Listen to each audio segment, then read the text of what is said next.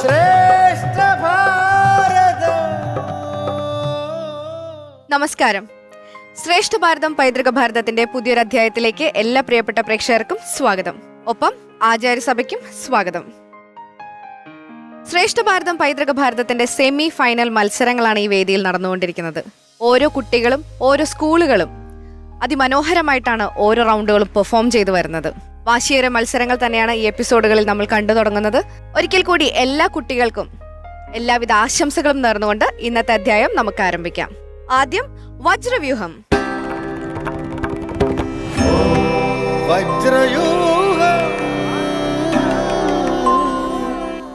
ശ്രേഷ്ഠ ഭാരതം പൈതൃക ഭാരതത്തിന്റെ ഇന്നത്തെ എപ്പിസോഡിലെ വജ്രവ്യൂഹം ആരംഭിക്കാനായിട്ട് ഞങ്ങൾ എല്ലാവരും റെഡിയായി കഴിഞ്ഞു. 2 ടീമുകളും റെഡിയാണ്. നമുക്ക് ആദ്യം സ്വാഗതം ചെയ്യാം AKNM MAM HSS കാട്ടുകുളം.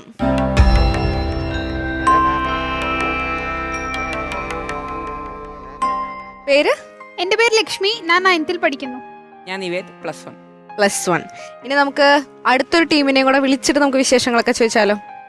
ഇനി നമുക്ക് സ്വാഗതം ചെയ്യാം ശ്രീ മഹർഷി വിദ്യാലയ പട്ടാമ്പി.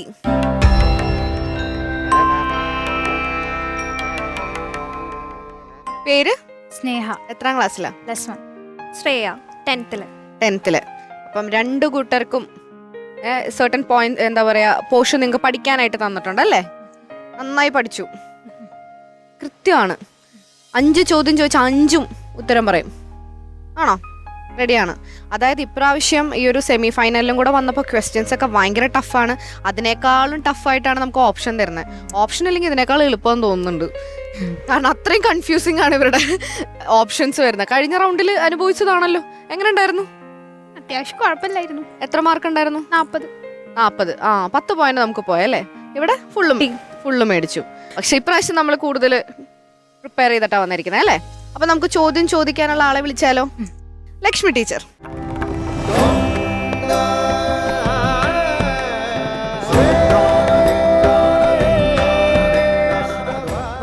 വന്നു.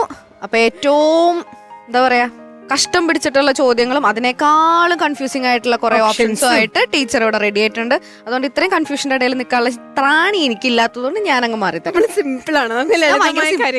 അങ്ങനെ സംസാരിക്കാനും പറ്റൂ. ഞാനൊക്കെ ഓപ്ഷൻ തരാണെങ്കിൽ കൃത്യമായിട്ട് മനസ്സിലാവുന്ന ഓപ്ഷനെ കൊടുക്കുള്ളൂ. അതുകൊണ്ടാണ് എന്നെ ഏൽപ്പിക്കാത്ത കേട്ടോ. അപ്പൊ എന്തായാലും ടഫ് ആയിട്ടുള്ള കാര്യങ്ങളൊക്കെ ടീച്ചർ ചെയ്യും. ഞാൻ അവിടെ പോയിരിക്കാം. തീർച്ചയായിട്ടും. അപ്പൊ ഓൾ ദി ബെസ്റ്റ്. അപ്പൊ നമുക്ക് ആരംഭിക്കാം. നമ്മൾ ഭഗവത്ഗീതയാണ്. ഭഗവത്ഗീതയിലെ ക്വിസ്സാണ്. മറ്റു ക്വിസ്സുകളിൽ നിന്നും ഭഗവത്ഗീത ക്വിസ്സിനെ വ്യത്യസ്തമാക്കുന്നത് ഒരിക്കലും ഒരു ക്വിസ്സിന്റെ സാധ്യത ഭഗവത്ഗീതയിൽ ഇല്ല. അത് വളരെ വിസ്തരിച്ച് പഠിക്കേണ്ടതാണ്. പക്ഷേ അതിനെ ക്വിസ്സിന്റെ ഭാവത്തിലേക്ക് കൊണ്ടുവരുമ്പോൾ നമ്മൾ നേരത്തെ പറഞ്ഞതുപോലെ നമുക്ക് 4 ഓപ്ഷനും ചിലപ്പോൾ ശരി ഉത്തരത്തോട് അടുത്ത് നിൽക്കുന്ന ഓപ്ഷനുകളായിരിക്കും. അപ്പൊ നമ്മൾ എങ്ങനെ തിരഞ്ഞെടുക്കും? ഏറ്റവും ശരിയായത് അല്ലെ, ശരി ഉത്തരത്തോട് ഏറ്റവും അടുത്തു നിൽക്കുന്ന ഉത്തരത്തിനാണ് നമുക്ക് പ്രാധാന്യം കൊടുക്കേണ്ടത്. അപ്പൊ നമുക്ക് ധൈര്യത്തോടെ ഭഗവത്ഗീത ക്വിസിലേക്ക് കടക്കാം. ഇത് കാണാനിരിക്കുന്ന ഒത്തിരി പേർക്ക് ഇത് പ്രചോദനമാവും എന്നതിൽ യാതൊരു സംശയമില്ല. അപ്പോ നമ്മൾ ഭഗവത്ഗീത പ്രശ്നോത്തരിയായ വജ്രവ്യൂഹത്തിലേക്ക് പ്രവേശിക്കുന്നു. ആദ്യം ആരോടാ? AKNM MAM HSSനോടുള്ള ചോദ്യങ്ങളാണ്. നിങ്ങൾക്കുള്ള ചോദ്യങ്ങൾ ഇതാ. കർമ്മം കൊണ്ട് മോക്ഷപ്രാപ്തി നേടിയ ഒരു വ്യക്തിയെ ഭഗവത്ഗീതയിൽ ഉദാഹരിക്കുന്നുണ്ട്. പേര് പറഞ്ഞ കൃഷ്ണൻ ഉദാഹരിക്കുന്നുണ്ട്. താഴെ പറയുന്ന ഓപ്ഷനുകളിൽ ആരൊക്കെയാണ് അത്? 1 A Sreekrishnan, B Janakan, C Sreesukan, D Vedavyasan. നിങ്ങളുടെ സമയം ആരംഭിക്കുന്നു. B ജനകൻ. 30 എന്ന് വന്ന ആദ്യ സെക്കൻഡിൽ ഉത്തരം പറഞ്ഞു. അത്ര ആത്മവിശ്വാസം ഉള്ളതുകൊണ്ടാണോ? പിന്നെ ഒന്നും ആലോചിക്കണ്ട. ഒരു ചെറിയ അങ്ങോട്ടും ഇങ്ങോട്ടും ഒക്കെ. ശ്രീശുകൻ അങ്ങനെയായിരുന്നു. വേദവ്യാസൻ കർമ്മത്തിന്റെ മഹാജ്ഞാനിയായ വ്യക്തിയാണ്. കർമ്മം അറിഞ്ഞ ആളാണ്. ജനകനാണ്. അപ്പൊ നമുക്ക് ലോക്ക് ചെയ്യാം. ഓപ്ഷൻ B ജനകൻ. നോക്കാം ശരിയാണോ ഉത്തരം എന്ന് നോക്കാം. നിങ്ങൾക്ക് എന്തെങ്കിലും കോൺട്രിബ്യൂട്ട് ചെയ്യാനുണ്ടോ? ശരിയാണോ? ഇത് പഠിച്ചിരുന്നോ? വായിച്ചിട്ടുണ്ട്. നമുക്ക് നോക്കാം ഓപ്ഷൻ B ശരിയായ ഉത്തരമാണോ എന്ന്. യെസ്, ശരി ഉത്തരമാണ്. ഏതാ ഭാഗം ഓർമ്മയുണ്ടോ? കർമ്മണ്യേവഹി സംസിദ്ധിമാസ്തിത ജനകാദയഃ എന്ന ഭാഗത്തു നിന്നാണ് ഈ ചോദ്യം വന്നത്. നിങ്ങൾക്ക് 10 മാർക്ക്. നിങ്ങൾക്കുള്ള ചോദ്യങ്ങൾ ഏതൊക്കെയാണ് ഭഗവത്ഗീതയിൽ നിന്നും തിരഞ്ഞെടുത്തു കൊണ്ടുവന്നിരിക്കുന്നത് എന്ന് നോക്കാം. നിങ്ങളുടെ ചോദ്യങ്ങൾ ഇതാ. ഒന്നാമത്തെ ചോദ്യം വരുന്നു. ഭഗവത്ഗീതയിൽ ക്ഷേത്രജ്ഞ വിഭാഗ യോഗത്തിൽ ക്ഷേത്രം എന്ന പദത്തിന്റെ അർത്ഥം എന്താണ്? ക്ഷേത്രം എന്ന പദം പല അർത്ഥങ്ങളിൽ ഉപയോഗിക്കുന്നുണ്ട്. ഇവിടെ ക്ഷേത്രം എന്ന പദം ഏതർത്ഥത്തിലാണ് ഉപയോഗിക്കുന്നത്?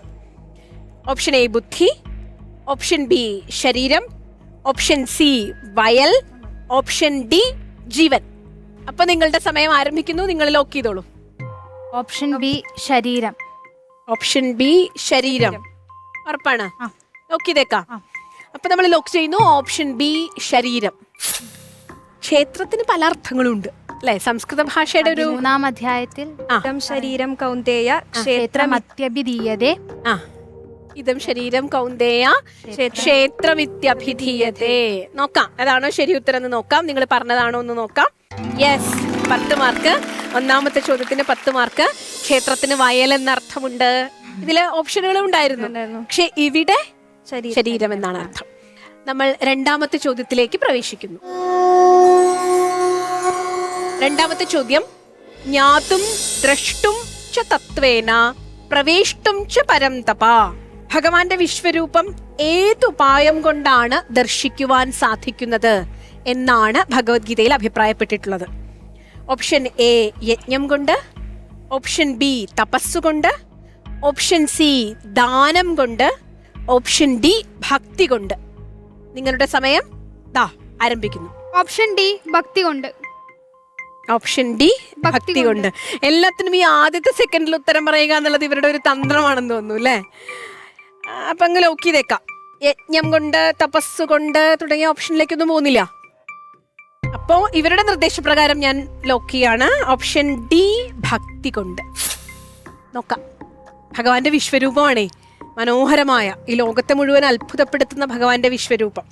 ശരിയായ ഉത്തരമാണോ എന്ന് നോക്കാം. ഉത്തരം ശരിയാണ്. ഓപ്ഷൻ ഡി ഭക്തി കൊണ്ട് ഭഗവാനിലേക്ക് പ്രവേശിക്കാം.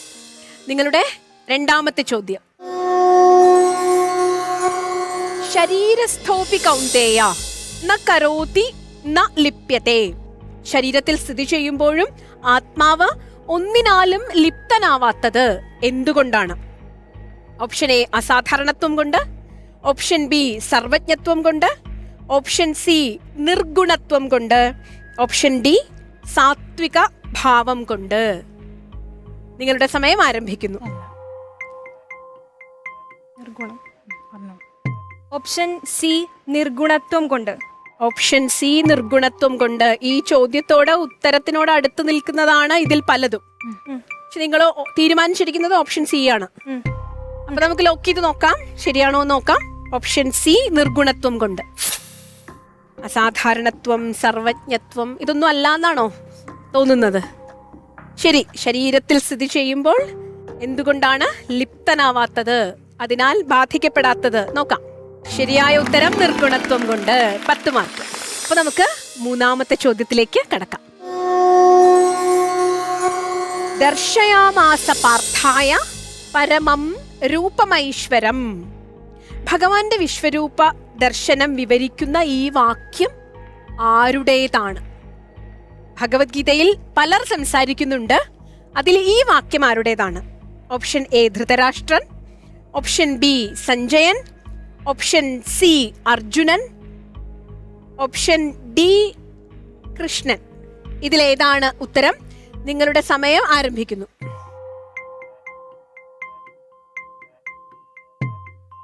അങ്ങനെ ആലോചിച്ച് വേഗം പറയൂ.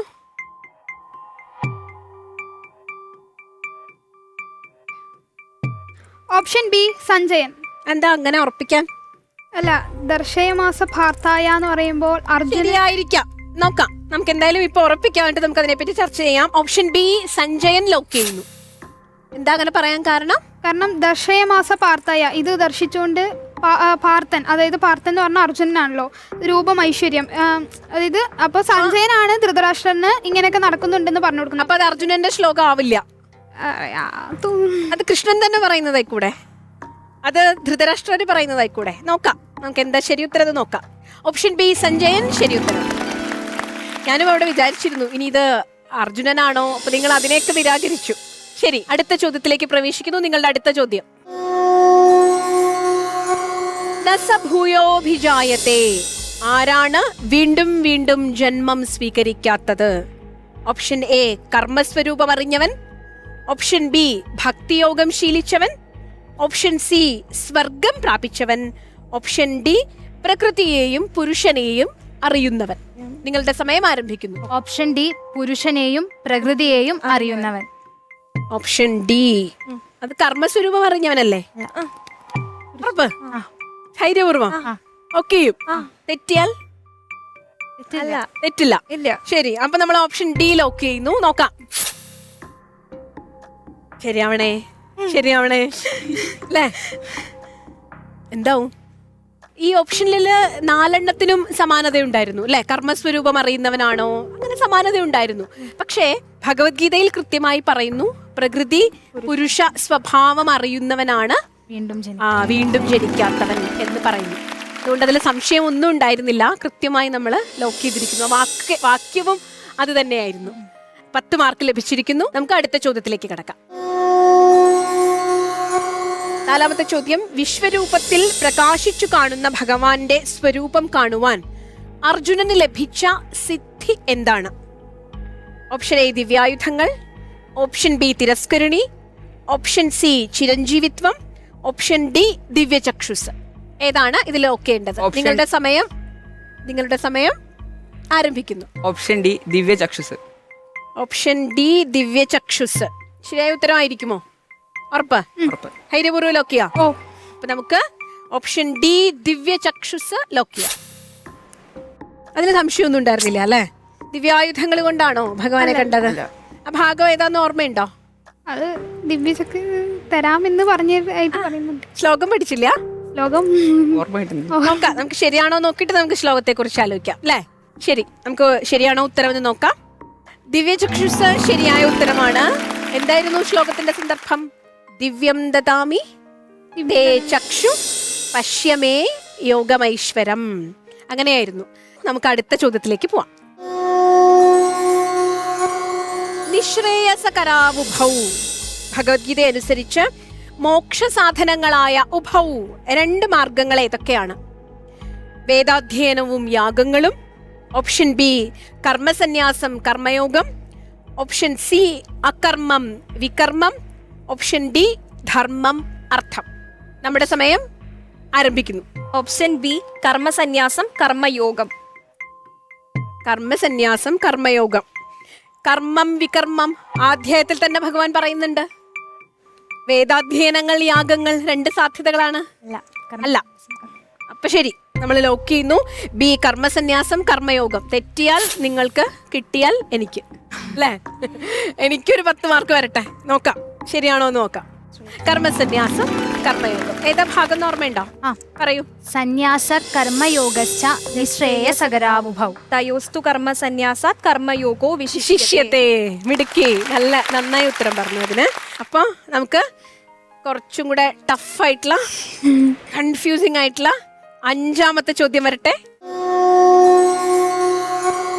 മഹാശനോ മഹാപാപ്മ എന്ന് ഭഗവത്ഗീത വിശേഷിപ്പിച്ചിരിക്കുന്നത് എന്തിനെയാണ്? ഓപ്ഷൻ എ കാമം ക്രോധം, ഓപ്ഷൻ ബി ലോഭം മോഹം, ഓപ്ഷൻ സി മദം മാത്സര്യം, ഓപ്ഷൻ ഡി ധർമ്മം അർത്ഥം. നിങ്ങളുടെ സമയം ആരംഭിക്കുന്നു. കാമം ക്രോധം മഹാശനോ മഹാപാപം. ലോഭം കാരണമാണ് അത് മഹാപാപമാവും. അപ്പോൾ ലോഭം കാരണമാണ് ദുര്യോധനാദികൾ യുദ്ധം ചെയ്യുന്നത്. വേഗം പറയൂ. ഓപ്ഷൻ ബി ലോഭം മോഹം. ഓപ്ഷൻ ബി ലോഭം മോഹം. ധൈര്യപൂർവ്വം ലോക്കിയാമോ? സമയം കുറച്ചും കൂടി ഉണ്ട്, വേണമെങ്കിൽ ആലോചിച്ചോളൂ. മഹാശനോ മഹാപാപ്മ ഭഗവത്ഗീതയിലെ കൃത്യമായ വരികൾ വേണം ലോക്ക് ചെയ്യാനായിട്ട്. നമ്മൾ ലോക്ക് ചെയ്യുന്നു ഓപ്ഷൻ ബി. ശരിയായിരിക്കോ? ഭഗവത്ഗീത വരികളിലൂടെ കടന്നു പോണം. നോക്കാം ഏതായിരിക്കുമെന്ന്. ഉത്തരം തെറ്റാണ്. ആ ഭാഗം ഓർമ്മയുണ്ടോ?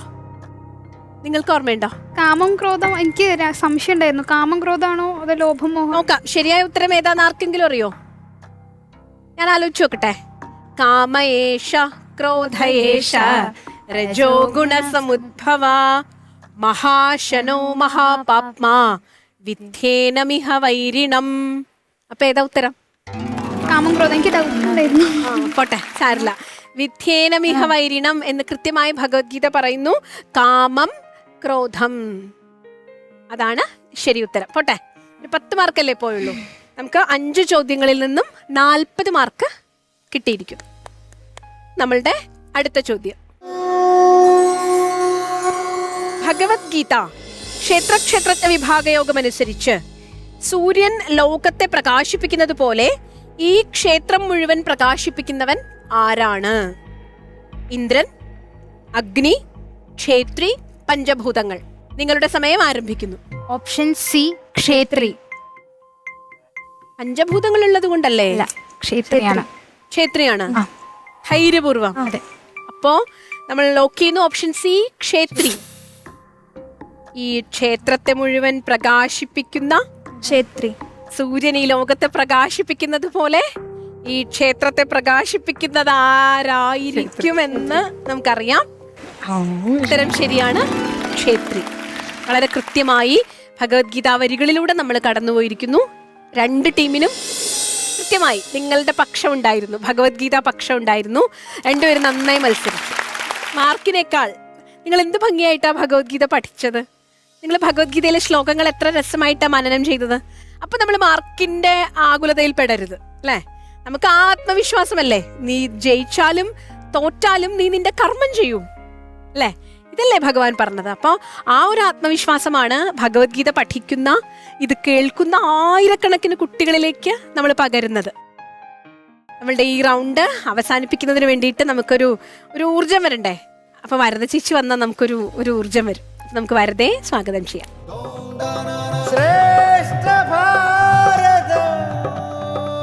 സ്വാഗതം. Thank you. സാധാരണ എന്നെ അങ്ങനെ ആരും സ്വാഗതം വല്ലപ്പോഴൊക്കെ വേണ്ടേ. തുടർന്നോളൂ. നല്ല രസമുണ്ട്. അപ്പൊ വീണ്ടും നിങ്ങൾ ഫുൾ മാർക്ക് മേടിച്ചു. ഇവിടെ ഒരു 10 പോയിന്റ് പോയി അല്ലേ. വളരെ നിസ്സാരമായ കാര്യത്തിനാണ്, ഒരു മത്സരമാണല്ലോ. അതെ അതെ. വളരെ ചെറിയ പോയിന്റിനാണ് മാർക്ക് പോയത്. എനിക്ക് തോന്നണം ഇനിയിപ്പം അങ്ങനെ ആയിക്കഴിഞ്ഞാലേ നമുക്ക് കുറച്ചും കൂടെ നന്നായിട്ട് ഒരു ഫിനാലയിലേക്കുള്ള ആൾക്കാരെ തെരഞ്ഞെടുക്കാൻ പറ്റുള്ളൂ. എല്ലാവരും കഴിവുള്ളവരാണ്. പക്ഷെ ടഫ് ആയിക്കൊണ്ടിരിക്കുന്നു റൗണ്ടുകൾ. ഏറ്റവും സൂക്ഷ്മമായിട്ട് പഠിക്കുന്നവർക്കും ശ്രദ്ധിക്കുന്നവർക്കും ആണ് നെക്സ്റ്റ് റൗണ്ടിലേക്ക് പോകാൻ പറ്റുള്ളൂ എന്നാണ് ടീച്ചർ പറഞ്ഞതിന്റെ അർത്ഥം അല്ലേ. അതെ. Thank you teacher. ശരി. അപ്പൊ ഇനിയിപ്പോ മാർക്ക് ഞാൻ പ്രത്യേകിച്ച് പറയേണ്ട കാര്യമില്ല. 50-40 അല്ലേ. അപ്പൊ നമുക്കിനി നിങ്ങളുടെ ഒരു പെർഫോമൻസ് എങ്ങനെ ഉണ്ടായിരുന്നു നമുക്ക് ആചാര്യസഭയുടെ അടുത്ത് ചോദിക്കാം. സ്വാമിജി, നിങ്ങൾ 2 പേരും നല്ലോണം പഠിച്ചിരുന്നു. ഭക്തി കൊണ്ട് വിശ്വരൂപ ദർശനം കിട്ടുമെന്ന് പറയുന്നു അല്ലേ. അപ്പോൾ അങ്ങനെയാണെങ്കിൽ നമുക്കെല്ലാം ഭക്തിയുള്ള ഒരുപാട് പേരില്ലേ ഭക്തന്മാർ. അപ്പോൾ എല്ലാവർക്കും വിശ്വരൂപ ദർശനം കാണാൻ പറ്റുന്നുണ്ടോ? പൂർണ്ണമായും കർമ്മം ഭഗവാനിൽ അർപ്പിച്ച് ഭക്തിയോടെ നീങ്ങുന്നവർക്കാണ് വിശ്വരൂപ ദർശനം ലഭിക്കുക എന്ന് ഭഗവാൻ പറയുന്നുണ്ട്. അവിടെ ഭക്തിയുടെ ഒരു വിശേഷണം കൂടെ പറയുന്നുണ്ട്. അനന്യമായ ഭക്തി കൊണ്ട് എന്നെ ആശ്രയിക്കുന്നവർ, ഭഗവാനെ മാത്രം പൂർണ്ണമായിട്ടും ഭക്തിയുള്ളവരെന്ന് പറയുന്നത്. ഇവിടെ നമ്മളിവിടെ വിശ്വരൂപ ദർശനം അനന്യമായ ഭക്തി എന്ന് പറയുമ്പോൾ നമ്മൾ കുറച്ചൊന്ന് അത് മനസ്സിലാക്കണം. കാരണം നമ്മൾ സാധാരണ വിശ്വരൂപ ദർശനം നമ്മൾ പടങ്ങളൊക്കെ കാണാറുണ്ട്. ഭഗവാൻ കുറേ തലകളും കൈകളും ഒക്കെ ആയിട്ട് നിൽക്കുന്ന പടങ്ങളെ കാണാറുണ്ട്. അപ്പോൾ വിശ്വരൂപ ദർശനം നമ്മുടെ ശരിക്കും എന്താ ഉദ്ദേശിക്കുന്നത്? കാരണം അമ്മ പറയാറുണ്ട്, സൃഷ്ടിയും സൃഷ്ടാവും 2 അല്ല, ഒന്നാണ്. അപ്പോൾ സൃഷ്ടിയും സൃഷ്ടാവും 2 അല്ല എന്ന് പറഞ്ഞാൽ സൃഷ്ടിയിൽ നമ്മൾ നാനാത്വം കാണുന്നുണ്ട്. അനവധി സംഭവങ്ങൾ നമ്മൾ കാണുന്നുണ്ട്, വസ്തുക്കൾ നമ്മൾ കാണുന്നുണ്ട്. സൃഷ്ടാവ് ഒന്നേ ഉള്ളൂ, ഒരേ ശക്തിയേ ഉള്ളൂ. അപ്പം അങ്ങനെ വരുമ്പോൾ നമുക്ക് എല്ലാവരോടും എല്ലാ വസ്തുക്കളോടും എല്ലാ വ്യക്തികളോടും എല്ലാ സാഹചര്യങ്ങളോടും നമുക്കൊരു ഭക്തിഭാവം ഉണ്ടാവും. അപ്പം അങ്ങനെ വരുമ്പോൾ നമ്മൾ ചെയ്യുന്ന എല്ലാ കർമ്മവും ഒരു പൂജയായിട്ട് മാറും. ഈശ്വരന് പൂജ ചെയ്യുന്ന പോലെ വളരെ ശ്രദ്ധയോടെ ഭക്തിയോടെ നമ്മൾ എല്ലാ കർമ്മങ്ങളും ചെയ്യും. അങ്ങനെ എല്ലാ കർമ്മങ്ങളും ചെയ്യുമ്പോഴാണ് ഈ പ്രപഞ്ചം മുഴുവൻ ഈശ്വരനാണെന്ന് നമുക്ക് അനുഭവത്തിൽ കിട്ടുന്നത്. ദർശിക്കാൻ പറ്റുമെന്ന് നമുക്ക് അനുഭവം ഉണ്ടാകുക എന്നർത്ഥം. അങ്ങനെ വരുമ്പോഴാണ് നമുക്ക് ഈ പറയുന്ന വിശ്വരൂപ ദർശനം എന്നുള്ള ആശയം നമുക്ക് ശരിക്ക് മനസ്സിലാക്കാൻ പറ്റുന്നു. മഹർഷി സ്കൂളുകാർ ക്ഷേത്രം എന്നുള്ള സാധാരണ അർത്ഥം എന്താ പറയുന്നതെന്ന് അറിയാം? സാധാരണ ക്ഷേത്രം എന്ന വാക്കിൻ്റെ അർത്ഥം വയലെന്നാണ്, കൃഷിഭൂമി എന്നാണ്. അപ്പം എന്താ ഭഗവാൻ ഇവിടെ ഇങ്ങനെ വിശേഷിച്ച് ഇങ്ങനെ പറയുന്നു എന്ന് പറയാൻ കാരണം? ശരീരത്തിന് എന്തുകൊണ്ട് വയലെന്ന് പറയുന്നത്? കർമ്മം ചെയ്യാനുള്ള വേദിയാണ്. മനുഷ്യന് കർമ്മം ചെയ്യാനുള്ള വേദിയാണ് ശരീരം. അതേപോലെ വിളഭൂമി എന്ന് പറയുമ്പോൾ നമ്മൾ സാധനം മനസ്സിലാക്കുന്നത് എന്താ? വിത്ത് വിതച്ച് അതിൻ്റെ ഫലം കൊയ്യുന്നു ഇല്ലേ? വിത്ത് വിതച്ച് അത് ഫലം കൊയ്യുന്നു. അപ്പം നമ്മുടെ ശരീരത്തിന് കർമ്മങ്ങളുടെ വിത്ത് വിതച്ചിട്ട് കർമ്മഫലം അനുഭവിക്കാനുള്ള ഉപാധിയാണ് നമ്മുടെ ശരീരം. അപ്പോൾ അത് നന്നായിട്ട് നിങ്ങളത് പറഞ്ഞു. മാത്രമല്ല ഇവിടെ മറ്റൊരു ചോദ്യം വന്നത്, ഈ പ്രകൃതിയും പുരുഷനും പറയുന്നുണ്ടല്ലോ, പ്രകൃതിയുടെ ഉള്ളിൽ പുരുഷന് ആ തത്വം, അതേ തത്വം തന്നെയാണ് ശരീരത്തിനുള്ളിൽ ക്ഷേത്രജ്ഞൻ ഇരിക്കുന്നു എന്ന് പറയുന്നത്. അപ്പോൾ ക്ഷേത്രജ്ഞൻ എന്നുള്ളതിനിവിടെ ക്വിസ് മാസ്റ്റർ ചോദ്യത്തിൽ ക്ഷേത്രീയ എന്നൊരു വാക്കാണ് ഉപയോഗിച്ചത്. അത് നിങ്ങൾ കൃത്യമായിട്ടത് മനസ്സിലാക്കി അത് പറയാൻ സാധിച്ചു. അപ്പോൾ നിങ്ങൾ നന്നായിട്ടത് പഠിച്ചിരുന്നു, കുറേ കൂടെ ഉൾക്കൊണ്ട് പഠിക്കാൻ കഴിഞ്ഞു. തീർച്ചയായിട്ടും ആ വിജയം അർഹിക്കുന്നതാണ്, നിങ്ങളുടെ പ്രയത്നത്തിൻ്റെ ഫലമാണ്. കർമ്മത്തിൻ്റെ വിത്ത് വിതച്ച് ഫലം കൊയ്യാന്ന് പറഞ്ഞ പോലെ നിങ്ങൾ ഈ കർമ്മം പ്രയത്നിച്ചു, അതിൻ്റെ ഫലം വിജയം നിങ്ങൾക്ക് കൊയ്യാൻ സാധിച്ചു. അഭിനന്ദനങ്ങൾ രണ്ടു കൂട്ടർക്കും. നന്ദി സ്വാമിജി. സർ, ഭഗവത്ഗീതയുടെ ആന്തരികമായ അർത്ഥതലങ്ങളിലേക്ക് നിങ്ങൾക്ക് ഇറങ്ങി സഞ്ചരിക്കാൻ സാധിച്ചു എന്ന് കാണുമ്പോൾ വളരെയധികം അഭിമാനമുണ്ട്, സന്തോഷമുണ്ട്. കാരണം ഈ പ്രായത്തിൽ സ്കൂളിൽ പഠിക്കുന്ന കുട്ടികളോട് ചോദിച്ചാൽ സ്കൂളിലെ പഠിക്കാൻ തന്നെ ഞങ്ങൾക്ക് സമയമില്ല, പിന്നെ ഞങ്ങൾക്ക് ഗീതയും രാമായണവും ഭാഗവതവും ഒന്നും ഞങ്ങൾക്ക് നോക്കാനേ സമയം കിട്ടില്ല എന്ന് പറയുന്ന ഒരു കുട്ടികളുടെ നടുക്കാണ് നിങ്ങളും ജീവിക്കുന്നത്. അതിനിടയിൽ നിങ്ങൾക്ക് ഗീത പഠിക്കാൻ സമയമുണ്ടാക്കി വെറുതെ വായിക്കുകയല്ല ചെയ്തത്. ഇപ്പം സ്വാമിയായിട്ടുള്ള ചർച്ചയിൽ നിങ്ങൾ മനോഹരമായ ഉത്തരം പറഞ്ഞപ്പോൾ ഈ ആശയം ശരിക്കും ഉൾക്കൊണ്ടുകൊണ്ടാണ്. നന്നായി പഠിച്ച് അത് ഉൾക്കൊള്ളാനും അത് പ്രാവർത്തികമാക്കാനും പറ്റുന്ന ഒരവസ്ഥയിലേക്ക് നിങ്ങൾ എത്തിച്ചേർന്നു എന്ന് കണ്ടപ്പോൾ ആ ഭാരതീയ സംസ്കൃതിയിൽ കുട്ടികൾക്ക് ഗീത പഠിക്കാൻ പറ്റുന്നതാണ് എന്ന് നിങ്ങൾ ഒന്നുകൂടി തെളിയിച്ച് കാണിക്കുകയാണ്. അത് ഒരു വലിയ അനുഭവമാണ്. ലക്ഷക്കണക്കിന് കുട്ടികൾക്ക് ഇതൊരു പാഠമാകട്ടെ. നിങ്ങളുടെ ഈ പ്രായത്തിലുള്ള ഗീതയിലേക്കുള്ള പ്രവേശം അത് നന്നായി ഇവിടെ രണ്ടു കൂട്ടരും ഭംഗിയായിട്ട് തന്നെ അവതരിപ്പിച്ചു. ആ നിങ്ങളുടെ അവതരണ ശൈലിക്കും ഗീതാ പഠനത്തിനും പ്രത്യേക അഭിനന്ദനങ്ങൾ. നിങ്ങളെ പ്രോത്സാഹിച്ച മാതാപിതാക്കൾക്കും അതേപോലെ അധ്യാപകർക്കും ഒക്കെ ഇതിൻ്റെ അഭിനന്ദനങ്ങൾ അറിയിക്കുകയാണ്. ഗീതയിലെ ഇന്ന് ഏറ്റവും കൂടുതൽ ആദ്യത്തെ വിഭാഗത്തിൽ ചർച്ച ചെയ്ത് സ്വാമിജി പറഞ്ഞ തന്നെ ആ വിശ്വരൂപ ദർശന യോഗമാണ്. വിശ്വരൂപം ഭഗവാൻ കൃഷ്ണനെ കാണിക്കുന്നത് 10ഓളം അധ്യായം കഴിഞ്ഞിട്ടാണ്, അതിനുമ്പൊന്നുമില്ല. അതുവരെയും അർജുനൻ കൃഷ്ണൻ്റെ കൂടെ നിൽക്കുമ്പോൾ അർജുനൻ കൃഷ്ണനെ കാണുന്നത് സഖേ, സുഹൃത്തെ, കൃഷ്ണ, ഇത്രയൊക്കെ ഉള്ളൂ. ഇങ്ങനെയുള്ള എൻ്റെ കൂടെ നിൽക്കുന്ന ഒരു കൂട്ടുകാരൻ എന്ന് മാത്രമേ കാണാൻ പറ്റുള്ളൂ. അങ്ങനെ ഒരാൾ പറയുന്ന ഉപദേശങ്ങളും തത്വങ്ങളും ഒക്കെ ഒരുപക്ഷെ നമ്മൾ അങ്ങനെയൊക്കെ കൊള്ളൂ. സുഹൃത്ത് സംമിതം എന്ന് അതിന് സാഹിത്യശാസ്ത്രങ്ങളൊക്കെ പറയും. അതിന് തുല്യമായ ഉപദേശം തന്നെയാണ്. ഒരൈശ്വര്യമായ ഉപദേശത്തിൻ്റെ ശക്തിയും ബലവും കിട്ടാൻ ഞാൻ നിന്നെ പ്രാപ്തനാക്കാം, ഞാൻ നിനക്ക് ദിവ്യമായൊരു കണ്ണു തരാം, ഇതിട്ട് നോക്കിയില്ലേ കാണാൻ പറ്റൂ. ഭക്തി കൊണ്ട് മാത്രം പറ്റില്ല. ദിവ്യം ദദാമി തേ ചക്ഷുഹു. ചക്ഷുഫ് എന്ന് പറഞ്ഞാൽ ചക്ഷുർനാമ കനീനിക അന്തരഗതം തേജ എന്നാണ്. കനീനിക എന്ന് വെച്ചാൽ കൃഷ്ണമണി. കൃഷ്ണമണിയുടെ അകത്തുള്ള ഒരു തേജസ് ഉണ്ട്, ഒരു പ്രകാശം. അതിൻ്റെ പേരാണ് ചക്ഷുഫ്. ബാക്കിയൊക്കെ കണ്ണ്, നേത്രപടലം ഒക്കെയാണ്. ഈ ചക്ഷുഫ് ഭഗവാൻ ഇട്ടുകൊടുക്കുകയാണ് ചെയ്തത് കണ്ണിലേക്ക്. അതിട്ടാൽ പ്രപഞ്ചം മുഴുവൻ കാണാൻ പറ്റും. ഇപ്പം നമ്മൾ TV-യിൽ ഓൺ ചെയ്യുമ്പോൾ നമുക്ക് ഈ ലോകത്തിലുള്ള പല വാർത്തകളും ലോകത്തുള്ള പലതും കാണാൻ പറ്റും. അന്ന് ഭഗവാൻ ചെയ്തത് ഒരു ചെറിയ മൈക്രോ ചിപ്പ് ഈ കണ്ണിലേക്ക് ഇട്ട് കൊടുക്കുക ചെയ്തത്. ഒരു ചെറിയ കടുകുമണി അത്രയും പോലും ഇല്ല. ദിവ്യം ദദാമി തേ ചക്ഷു. ഇതങ്ങോട്ട് ഇട്ട് കഴിഞ്ഞപ്പോൾ പിന്നെ സ്ക്രീനൊന്നും വേണ്ട, കണ്ണ് മുഴുവൻ സ്ക്രീനാണ്. ഈ ലോകത്തെ മുഴുവൻ കാണാൻ പറ്റും. ഇത് കാണിച്ചു കൊടുക്കലാണ് ഈശാവാസ്യമിതം സർവം യത് കിഞ്ച ജഗത്യാം ജഗത്തെന്ന് ഇനിയും അർജുനനെ ബോധ്യപ്പെടുത്തണം. ഈ പ്രപഞ്ചത്തിൽ മുഴുവൻ നിൻ്റെ മുമ്പിൽ നിൽക്കുന്ന ഞാനെന്ന ഈശ്വര ചൈതന്യം നിറഞ്ഞു നിൽക്കുകയാണ്. അതില്ലാത്തൊരു സ്ഥലം എങ്ങുമില്ല. ഈ ഒരു അവബോധം ഉണ്ടാക്കിയെടുത്തെങ്കിൽ മാത്രമേ ഗീതയും ഉപനിഷത്തും ഭാഗവതവും രാമായണമൊക്കെ നമുക്ക് വിശ്വസിക്കാൻ പറ്റുള്ളൂ. കാരണം നമ്മെ നിയന്ത്രിക്കുന്ന ഒരു ശക്തി, ഒരു പ്രപഞ്ചശക്തി ഈ പ്രപഞ്ചത്തിൽ നിറഞ്ഞു നിൽപ്പുണ്ട്, എല്ലായിടത്തും ഉണ്ട്. നമ്മൾ ചിലപ്പം പറയും നിങ്ങൾ ആരും കണ്ടില്ലെങ്കിൽ ഒരു ഈശ്വരൻ ഇവിടെയുണ്ട് കണ്ടോളൂ എന്ന്. അതെ, ശരിയാ, കണ്ടില്ലെങ്കിലല്ല, കണ്ടാലും ഉണ്ട്. നിങ്ങളൊക്കെ കണ്ടാലും നമ്മൾ ചെയ്യുന്ന സമസ്ത പ്രവൃത്തികളും നന്മയും തിന്മയും എന്തൊക്കെ ചെയ്താലും അത് മുഴുവനും കണ്ടുകൊണ്ട് നിൽക്കുന്ന ഒരു സാക്ഷിയായ ഒരു ശക്തി ചൈതന്യം ഈ പ്രപഞ്ചത്തിലുണ്ട്. അതിൻ്റെ നിയന്ത്രണത്തിന് വിധേയരാണ് നമ്മളൊക്കെ. നമ്മൾ വിചാരിക്കുന്ന നമുക്ക് ചെയ്യാൻ പറ്റില്ല. പേന വിചാരിക്കുന്ന പേനയ്ക്ക് എഴുതാൻ പറ്റില്ല. നമ്മൾ വിചാരിക്കുന്ന പേനയിൽ കൂടി എഴുതാനേ പറ്റൂ. ഈശ്വര ശക്തി നമ്മെ പ്രചോദിപ്പിക്കുമ്പോൾ മാത്രമേ നമ്മൾക്ക് ഓരോ പ്രവൃത്തികൾ ചെയ്യാൻ പറ്റുകയുള്ളൂ. പിന്നെ അതിനകത്ത് ദുഷ്ടപ്രവൃത്തി വരുന്നത് നമ്മുടെ ഈ ഉപകരണത്തിൻ്റെ ദോഷം കൊണ്ടാണ്. ഈശ്വര ശക്തിയുടെ ദോഷമല്ല. ഉപകരണം കേടാവുകയോ ദുഷിച്ചോ വന്നു കഴിഞ്ഞാൽ അങ്ങനെ വരികയുള്ളൂ. ഇതൊക്കെ തിരിച്ചറിയിക്കൽ ഗീതയുടെ ഒരു വലിയ സ്വഭാവമാണ്. അതുകൊണ്ടാണ് ഈ 10ാമത്തെ അധ്യായം കഴിഞ്ഞപ്പോൾ അർജുനന് ദിവ്യമായൊരു കണ്ണ് കൊടുത്തിട്ട് ഇനി നോക്കിക്കോളൂ, എല്ലായിടത്തും എന്നെ കാണാൻ പറ്റുന്നു. സകല സ്ഥലത്തും ഭഗവത് സ്വരൂപത്തെ നേരിട്ട് കണ്ട് ഈ ശക്തിയാണ് നിയന്ത്രിക്കുന്നത് മനസ്സിലാക്കിയിട്ട് ഇത് കാണാനാവാതെ ഇത് മറയ്ക്കൂ, എനിക്കിനി കാണാൻ പറ്റില്ല എന്ന് മുമ്പിൽ നിന്ന് കരയുന്ന അർജുനൻ്റെ മുമ്പിൽ നിമിഷങ്ങൾക്കകം മുമ്പിൽ നിൽക്കുന്ന പഴയ കൃഷ്ണ സ്വരൂപം കാണിച്ചു കൊടുക്കുകയാണ്. നാടകീയമായ ഒരു മനോഹരമായ ഒരധ്യായമാണ് വാസ്തവത്തിൽ ഈ 11ാമത്തെ അധ്യായം. അതിൽ കൂടിയാണ് ഇത് മുഴുവൻ കാണിച്ചിരുന്നത്. അത് നിങ്ങൾ ഭംഗിയായിട്ട് മനസ്സിലാക്കിയെന്ന് മാത്രമല്ല, പഠിച്ചു. ഇങ്ങനെ വേണം ഗീത പഠിക്കാൻ.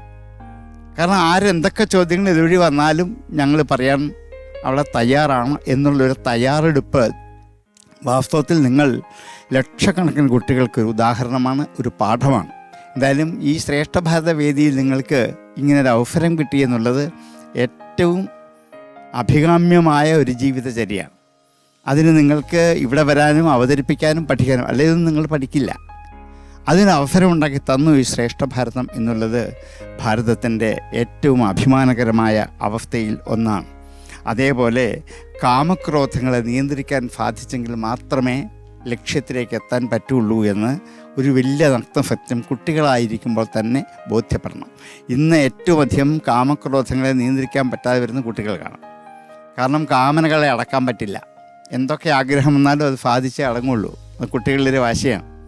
അതേപോലെയാണ് കോപം. കോപം വന്നാൽ ആരോടുന്നില്ല, എവിടെ വെച്ചെന്നില്ല, അപ്പം അവർ കോപിക്കാം. ഈ 2 ഭാവങ്ങൾ ചെറുപ്പം മുതലേ അടക്കി നീട്ടി വെച്ച് ഇല്ലാതാക്കണം. പെട്ടെന്ന് അതിനെ മുറിച്ച് മാറ്റാൻ പറ്റില്ല. എങ്ങനെ വേണമെന്ന് ഗീത മനോഹരമായി പഠിപ്പിക്കും. കാമയേഷ ക്രോധയേഷ, ഇത് രണ്ടുമാണ് വിദ്ധി ഏനമിഹ വൈരിണം. ശത്രുക്കൾ ഇവരാണ്, വേറെ ആരും ശത്രുക്കളല്ല. ഇതിനെ രണ്ടും അടക്കിയാൽ ഒരു ശത്രുവും ഈ പ്രപഞ്ചത്തിൽ ലോകത്തിൽ ആർക്കും ഇല്ല. ഈ ഒരു അവബോധത്തിലേക്ക് തിരിച്ചെത്താൻ പാകത്തിനുള്ള എത്രയോ ഉപദേശങ്ങളാണ് ഗീത തരുന്നത്. ഇനിയും ഇതൊക്കെ പ്രാവർത്തികമാക്കാൻ നിങ്ങൾക്ക് കഴിയട്ടെ എന്ന് ആശംസിക്കുന്നു. ഇങ്ങനെയുള്ള നല്ല വേദികൾ പങ്കെടുത്ത് ഈ ഗീത ഇനിയും കളയരുത്. ഇത്രയും നാളിത് പഠിച്ചു, ഇനി ഇവിടെ ക്വിസ് മത്സരമില്ല, ഞങ്ങൾ ശ്രേഷ്ഠഭാരതത്തിൽ പോകുന്നില്ല, അതുകൊണ്ട് ഗീത പഠിക്കുന്നില്ല എന്ന് വെക്കരുത്. ഇതിൻ്റെ ബാക്കി വീണ്ടും പഠിക്കണം. അത് നിങ്ങൾക്ക് ജീവിതത്തിൽ ഒരു നല്ല മാർഗദർശകമാകും. നല്ല കുട്ടികളായി ജീവിച്ച് കാണിക്കാൻ പറ്റും. അതിന് ഈശ്വരൻ അനുഗ്രഹിക്കട്ടെ. Thank you sir. ടീച്ചർ, നമ്മൾ ഈ ലോകത്തിൽ കേട്ടിട്ടുള്ള പരീക്ഷകളൊക്കെ, മത്സരങ്ങൾ, കോമ്പറ്റീഷൻ എന്ന് പറഞ്ഞാൽ നമ്മളുടെ മനസ്സിൽ എന്താ തോന്നുക? കുറച്ചു പേര് ജയിക്കും, കുറച്ചു പേര് തോൽക്കും, അല്ലേ? പക്ഷെ ഈ ഭഗവത്ഗീത മത്സരത്തിനൊരു പ്രത്യേകതയുണ്ട്. നിങ്ങൾ എല്ലാവരും ജയിക്കുന്ന പരീക്ഷകളെ കുറിച്ച് കേട്ടിട്ടുണ്ടോ? ഭഗവത്ഗീത മത്സരം എന്ന് പറഞ്ഞാൽ ഭഗവത്ഗീത അല്പമെങ്കിലും പഠിക്കാൻ തയ്യാറായാൽ ജീവിതത്തിൽ വിജയിക്കും നമ്മൾ. അപ്പൊ ജീവിതത്തിൽ വിജയിക്കാൻ വേണ്ടി നമ്മളെ തയ്യാറെടുപ്പിക്കുന്ന, അതിലേക്ക് കടന്നു വന്നിട്ടുള്ള എല്ലാവരും വിജയിക്കുന്ന ഒരു മത്സരമാണ്, ഒരു പരീക്ഷയാണ് ഭഗവത്ഗീത. അതുകൊണ്ട് ഇതിൽ സങ്കടങ്ങളില്ല, ജയമില്ല, തോൽവിയില്ല. ഭഗവത്ഗീത കുറച്ച് കിട്ടിയോ, കിട്ടിയത് കൊണ്ട് നമ്മൾ ജീവിതത്തിൽ രക്ഷപ്പെടും. കാരണം അത് ആത്മവിശ്വാസമാണ്. കൃഷ്ണൻ അർജുനന് കൊടുത്തത് എന്താ? ആത്മവിശ്വാസമാണ്.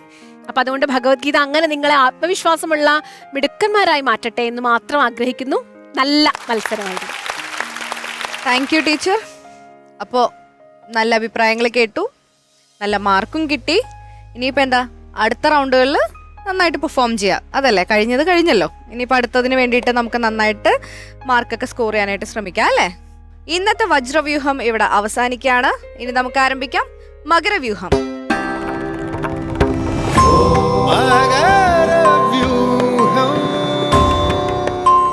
ശ്രേഷ്ഠ ഭാരതം പൈതൃക ഭാരതത്തിലെ മകരവ്യൂഹം ആരംഭിക്കണമെങ്കിൽ സ്വാഭാവികമായിട്ടും നമ്മുടെ ആചാര്യസഭയിലെ മുരളിമേനോൻ ചേട്ടൻ ഉണ്ടായിരിക്കണം. അതില്ലെങ്കിൽ നമുക്ക് എന്താ പറയാ, പൂർത്തിയാവാത്ത പോലെയാണ്. അപ്പൊ മുരളി ചേട്ടൻ അവിടെ ജോയിൻ ചെയ്തിട്ടുണ്ട്. സ്വാഗതം ചേട്ടാ.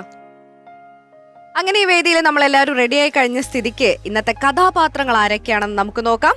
അതിനായി സ്വാഗതം ചെയ്യുന്നു അമൃത കൈരളി വിദ്യാഭവൻ നെടുമങ്ങാട്. Yeah. കഥാപാത്രങ്ങൾ ആരൊക്കെയായിട്ടാണ് വന്ന് നിൽക്കുന്നത്?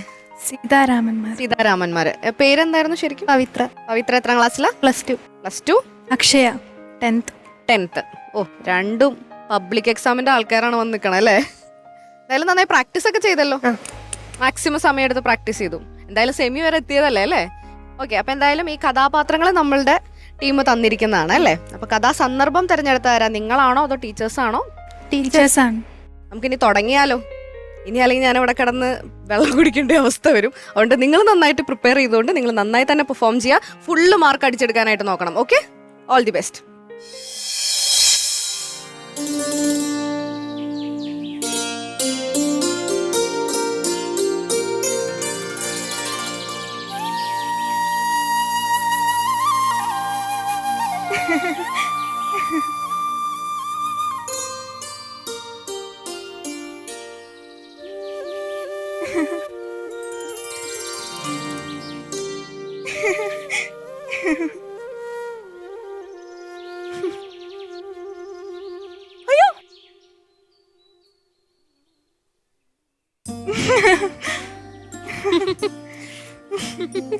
ആര്യപുത്രൻ. എന്തേ, എന്താ പറഞ്ഞത്? ആര്യപുത്രനെന്നും. വിവാഹം കഴിഞ്ഞ് ഒരൊറ്റ ദിവസമല്ലേ ആയോളൂ. മിഥിലയിൽ നിന്ന് അയോധ്യയിലേക്ക് പുറപ്പെടാൻ തുടങ്ങുന്നതേ ഉള്ളൂ താനും. അതിനിടയ്ക്ക് തന്നെ ആരാണ് ഇതൊക്കെ പറഞ്ഞു തന്നത്? രാജമാതാ കൗസല്യാദേവി. ഓഹോ. ഭാവിയിലെ കോസലാധിപന്റെ പട്ടമഹിഷിയാണ്. കൊട്ടാര കെട്ടുകൾക്കുള്ളിൽ പെരുമാറുമ്പോൾ സവിശേഷ ശ്രദ്ധ വേണം എന്ന് പറഞ്ഞു.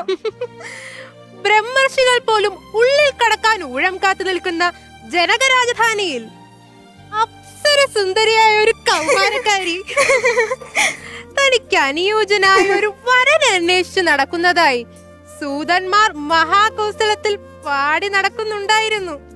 ഓ പിന്നെ ആ യുവതിയെ, അയ്യോ അല്ലല്ല, ആ കുമാരിയെ മറ്റാർക്കും വിട്ടുകൊടുക്കരുതെന്ന് അവിടെ ഒരാളിന് ഉള്ളിലൊരു വെളിപാട്. ഒരു കൊച്ചു കൗമാരക്കാരന് അല്ലേ? ഏയ്, അങ്ങനെ കൊച്ചാക്കണ്ട. അയ്യോ, കൊച്ചാക്കാനോ? കുലഗുരു വസിഷ്ഠന്റെ മാനസപുത്രൻ, ജനപദങ്ങളെ കിടുകിടാ വിറപ്പിച്ച താടകയെ ഒരൊറ്റ അസ്ത്രം കൊണ്ട് നിഗ്രഹിച്ച വീരപരാക്രമി, മായാരണപ്പെടുവായ മാരീചനെ മരണാസന്നനാക്കി തുരത്തിയ മഹാപുരുഷൻ, പ്രജകൾക്ക് പ്രത്യക്ഷ ദൈവതം. അതൊക്കെ അങ്ങനെ അങ്ങ് വന്നുകൂടിയതല്ലേ. ഭൂമിപുത്രിക്കോ എല്ലാം ജന്മനാ ലഭിച്ചതും. സൗന്ദര്യം, സൗശീല്യം, വിനയം, ഭക്തി, പാതിവ്രത്യം. എന്തൊക്കെയായിരുന്നു മേളം.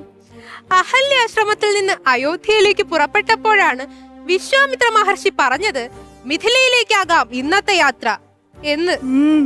ഇവിടെ എത്തിയപ്പോഴോ 8 ചക്രങ്ങളുള്ള പേടകം, അതിൽ ചാപമഞ്ജുഷ, ചാപമഞ്ജുഷയ്ക്കുള്ളിൽ ദേവാസുര രാക്ഷസ ഗന്ധർവാദികൾക്കൊന്നും ഇതുവരെ കുലയ്ക്കാൻ കഴിഞ്ഞിട്ടില്ലാത്ത ദിവ്യ ധനുസ്.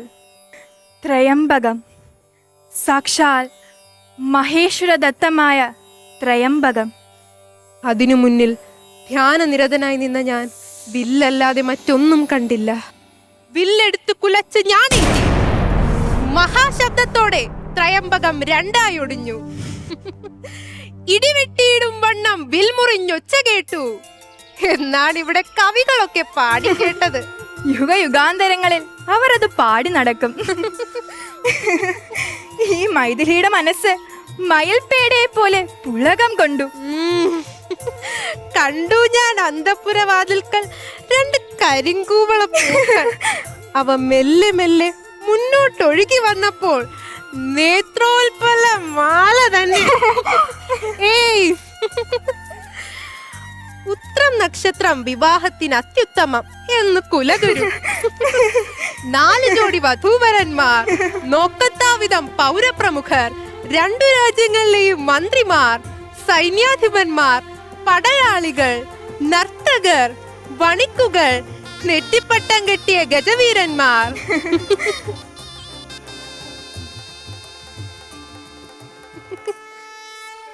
വസിഷ്ഠൻ, വാമദേവൻ, കശ്യപൻ, ജാബാലി, മാർക്കണ്ഡേയൻ, ദീർഘായുസ്, കാർത്യായനൻ, 100 കണക്കിന് ഋഷിമാർ. മിഥിലാപുരി മറ്റൊരു വൈകുണ്ഠം. സുവർണ താലങ്ങൾ, നവധാന്യങ്ങൾ മുളപ്പിച്ച ചിത്രകുംഭങ്ങൾ, ശരാവങ്ങൾ, ധൂമപാത്രങ്ങൾ, ശംഖപാത്രങ്ങൾ, അർഘ്യപാത്രങ്ങൾ, സൃക്ക്, സ്രുവം, അക്ഷതം. ഒടുവിൽ എന്നെ ആര്യപുത്രന് മുന്നിൽ അഗ്നിസമക്ഷം നിർത്തിയിട്ട് അച്ഛൻ പറഞ്ഞു, ഈ സീത എൻ്റെ മകൾ നിന്റെ സഹധർമ്മചാരിണിയായിരിക്കും. ഇവളെ സ്വീകരിക്കുക. പതിവ്രതയും മഹാഭാഗയുമായ ഇവൾ നിന്നെ നിഴൽ പോലെ പിന്തുടരും. എങ്കിൽ യാത്ര ആരംഭിച്ചാലോ? സാകേതത്തിലേക്ക്. സത്യസന്ധനും നീതിമാനും പ്രജാക്ഷേമ തൽപരനുമായ ഒരു ഭരണാധികാരിക്ക് നാട് മാത്രമല്ല കാടും വാഴേണ്ടി വരും. കാനന ഭംഗികൾ കണ്ടു നടക്കാൻ എനിക്ക് എന്ത് ഇഷ്ടമാണെന്നോ. എങ്കിലൊരു 10 സംവത്സരം കാട്ടിൽ പാർത്താലോ? ഒരു 14 വത്സരം. ഒട്ടും മുഷിയില്ല. എങ്കിൽ പിന്നെ സ്ഥിരമായി കാട്ടിൽ കൊണ്ട് തള്ളിയേക്കട്ടെ.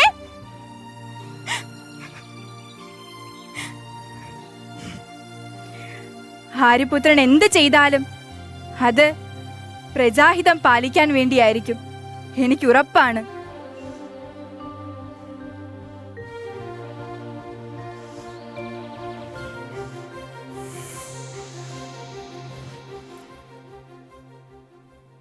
സീതേ, ആര്യപുത്ര, അർത്ഥാംഗിനി, ഞാൻ ധന്യനായി. പുരുഷന്റെ പാതിയും പത്നിയാണ്. പതിപത്നിമാർ ഒരു മനസ്സായി മുന്നോട്ട് പോകുമ്പോഴാണ് ഈ ജീവിതത്തിന് അർത്ഥമുണ്ടാകുന്നത്. ആര്യപുത്ര, ഇവിടെ നിന്ന് ആരംഭിക്കുന്നു രാമന്റെ യഥാർത്ഥ യാത്ര. ഇതുവരെ കഴിഞ്ഞതെല്ലാം ഒരു ബാലകന്റെ ക്രീഡകൾ മാത്രം. സീതാരാമന്മാർ ഉയിരോടുയിർ ഉരുകിച്ചേർന്ന് നടത്തുന്ന യാത്രയാണ് രാമന്റെ ജീവിതയാത്ര. പ്രപഞ്ചമേ, കണ്ണു തുറന്നു കാണാൻ ഒരുങ്ങിക്കൊള്ളൂ. മനുഷ്യ ജീവിതഗാഥകളിലെ ഏറ്റവും മനോഹരമായ ഏട്, സീതാസമേതനായ രാമന്റെ യാത്ര. രാമസ്യ ആയനം, രാമായണം.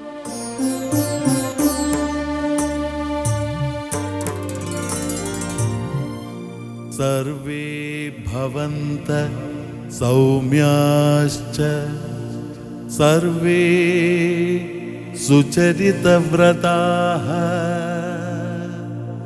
പത്നീഭിഃ സന്തു കാകുത്സ്ഥാ മാ ഭൂത് കാലസ്യ പര്യയഃ.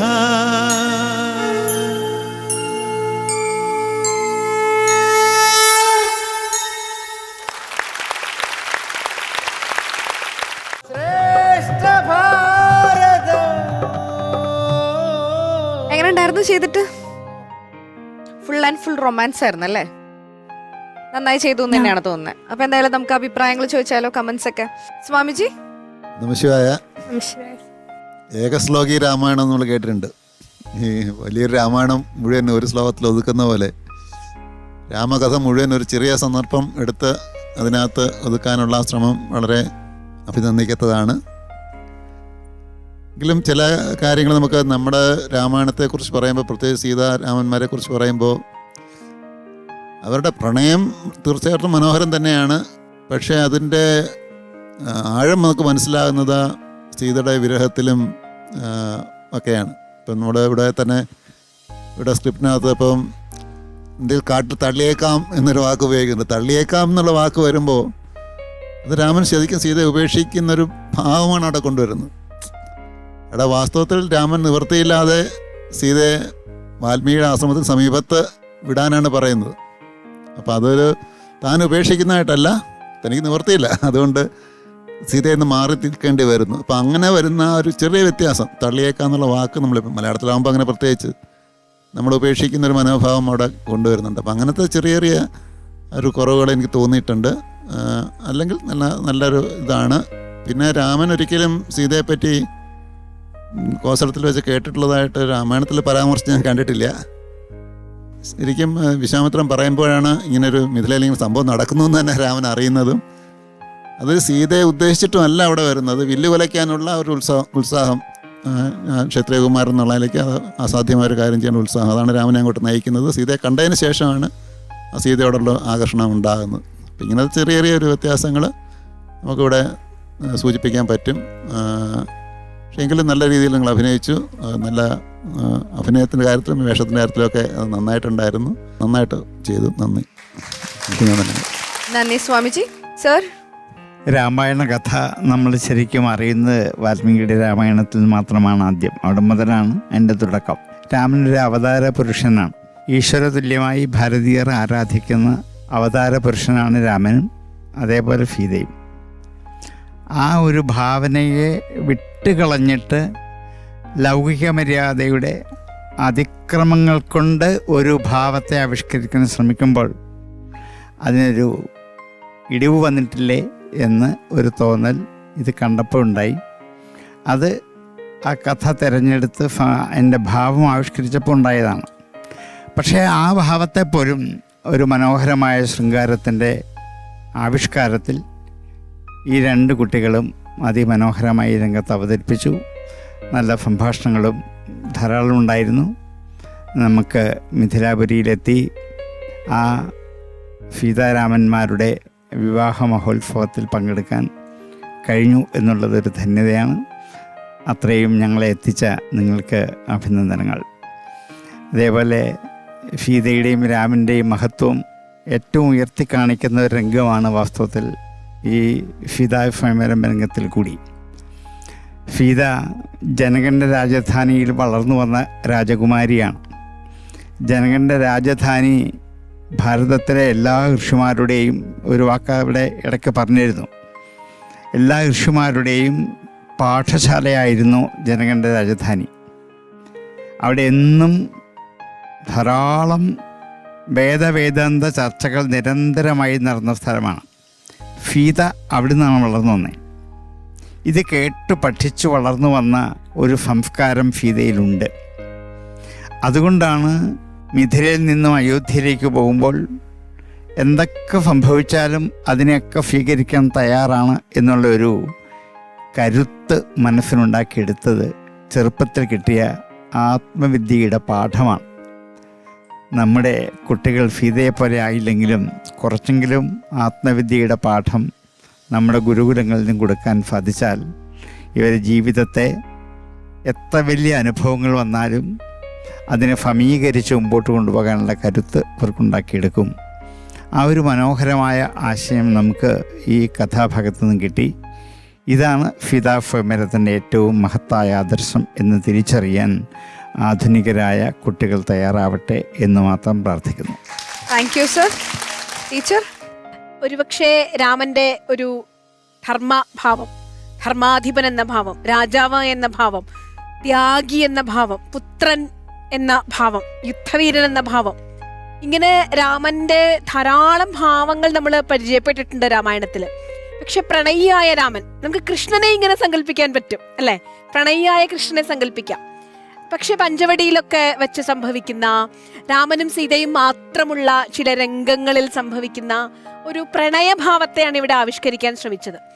എനിക്ക് തോന്നുന്നു സാറൊക്കെ സൂചിപ്പിച്ചതുപോലെ കുറച്ചുകൂടി ഭാവതീവ്രത കൂടുതൽ ഉണ്ടാകുമായിരുന്നത് സീതാ വിരഹത്തിന്റെ ഭാഗത്തോ അതിനോടനുബന്ധിച്ച സംഭവങ്ങളിലോ, സീതയെ തിരിച്ചെടുക്കുന്ന അഗ്നിപരീക്ഷയുടെ സന്ദർഭത്തിലോ, അങ്ങനെയൊക്കെ ഈ തിരഞ്ഞെടുക്കുന്ന കഥാസന്ദർഭത്തെ കുറച്ചുകൂടി വൈകാരികമായി പ്രണയത്തിനപ്പുറത്തുള്ള ഒരു ദൃഢഭാവത്തിലേക്ക് ചിലപ്പോൾ മറ്റൊരു സന്ദർഭം എടുത്തിരുന്നെങ്കിൽ കൊണ്ടുപോകാൻ സാധിക്കുമായിരുന്നു എന്ന് തോന്നി.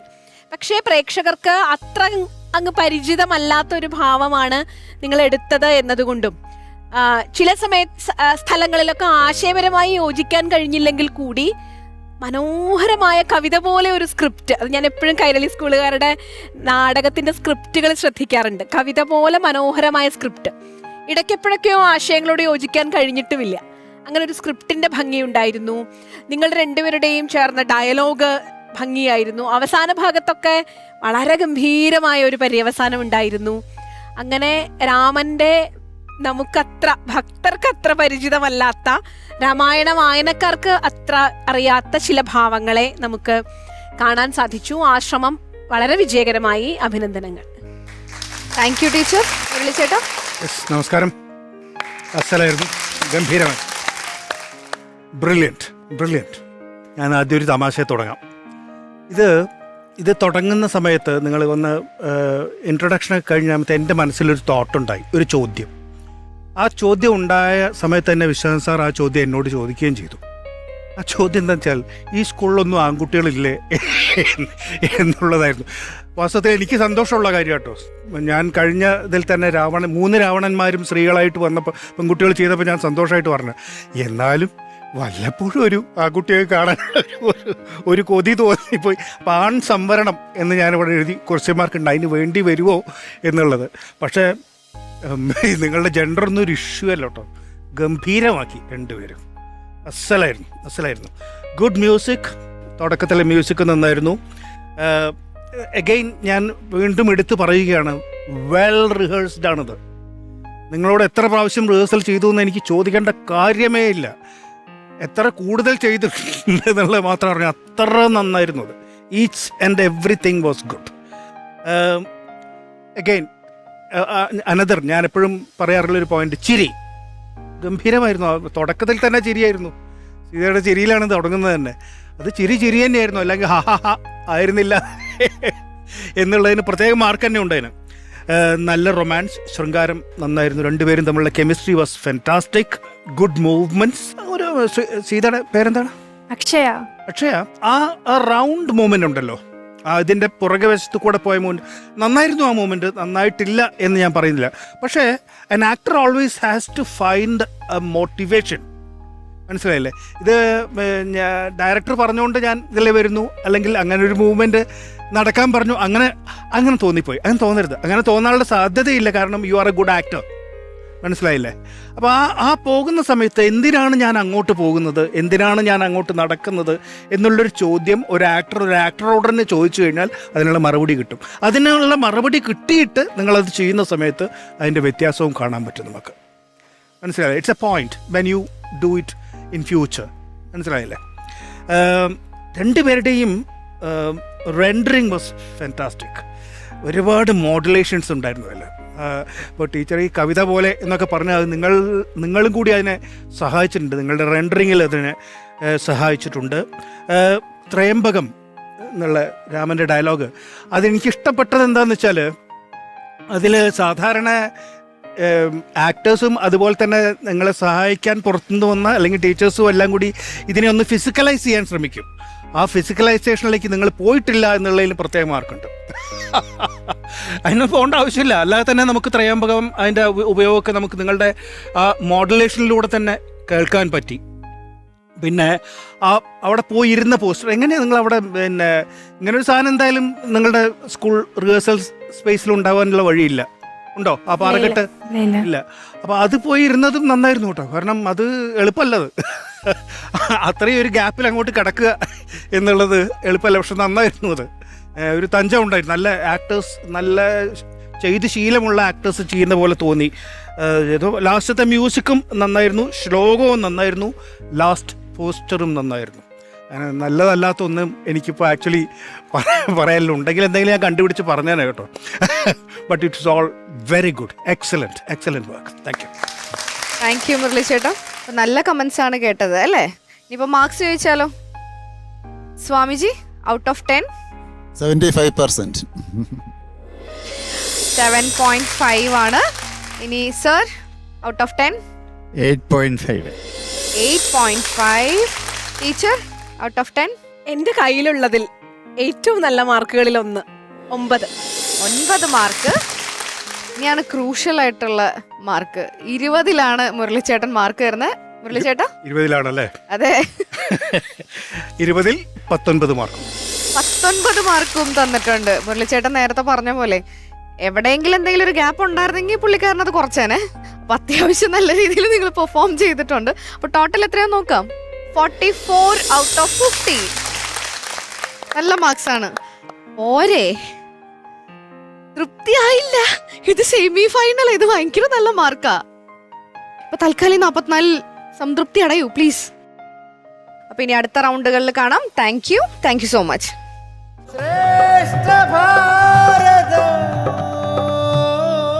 ശ്രേഷ്ഠ ഭാരതം പൈതൃക ഭാരതത്തിന്റെ ഇന്നത്തെ എപ്പിസോഡ് ഇവിടെ അവസാനിക്കുകയാണ്. വജ്രവ്യൂഹത്തിൽ വളരെ വാശിയേറിയ ഒരു മത്സരം തന്നെയാണ് നമ്മൾ കണ്ടു കഴിഞ്ഞത്. അതിനുശേഷം മകരവ്യൂഹത്തിൽ ശ്രീരാമന്റെയും സീതയുടെയും ജീവിതത്തിലെ ഒരേട് നമ്മൾ കണ്ടു കഴിഞ്ഞു. മനോഹരമായ ഈ അധ്യായം ഇവിടെ പൂർണ്ണമാവുകയാണ്. ആചാര്യസഭയ്ക്ക് നന്ദി, പ്രേക്ഷകർക്ക് നന്ദി.